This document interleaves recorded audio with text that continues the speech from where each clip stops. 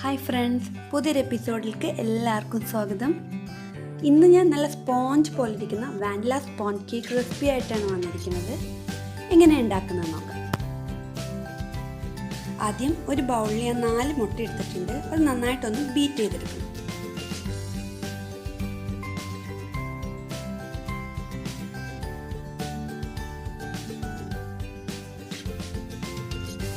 മുട്ട നന്നായി ബീറ്റ് ചെയ്തെടുത്തതിന് ശേഷം നമുക്ക് അതിലേക്ക് 1 കപ്പ് പഞ്ചസാര ആഡ് ചെയ്ത് കൊടുക്കാം.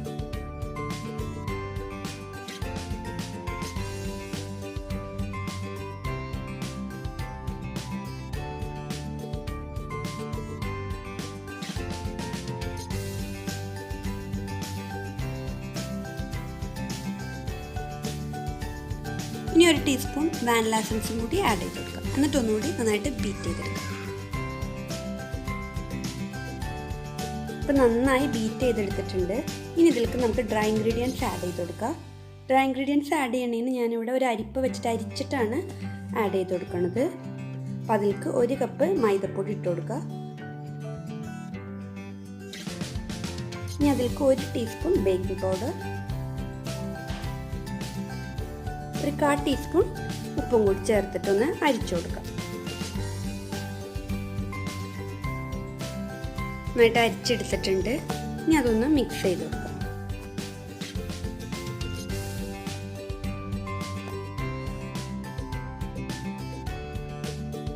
ഇനി ഒരു 1/2 കപ്പ് മെൽറ്റഡ് ബട്ടറും കൂടി ആഡ് ചെയ്ത് കൊടുക്കാം.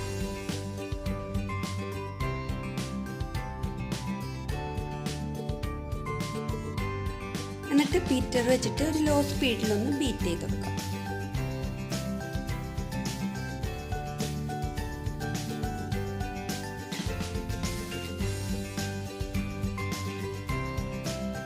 ഇപ്പം നമ്മുടെ കേക്ക് ബാറ്റർ റെഡി ആയിട്ടുണ്ട്. ഇനി ഇത് നമുക്കൊരു ബേക്കിംഗ് ഡിഷിലേക്ക് മാറ്റാം.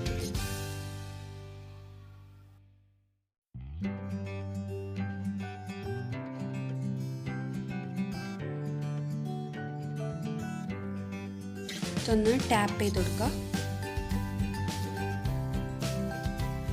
ഞാൻ ഇതേപോലത്തെ ഒരു നോൺ സ്റ്റിക്കിൻ്റെ പാത്രത്തിലാണ് കേക്ക് ബേക്ക് ചെയ്യാൻ പോണത്. ഇത് ഓൾറെഡി ഒരു 5 മിനിറ്റ് ഞാനൊന്ന് ചൂടാക്കാൻ ഇട്ടിരുന്നു.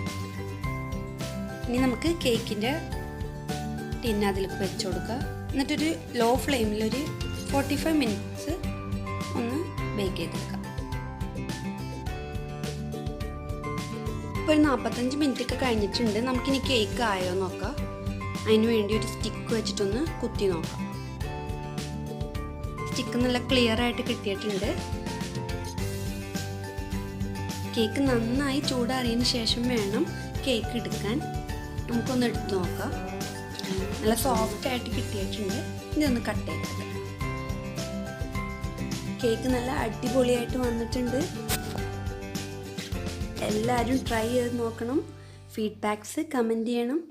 ഈ വീഡിയോ ഇഷ്ടപ്പെട്ടെങ്കിൽ ലൈക്ക് ചെയ്യുക, ഷെയർ ചെയ്യുക. ഈ ചാനലൊന്ന് സബ്സ്ക്രൈബ് ചെയ്യുക. Thanks for watching.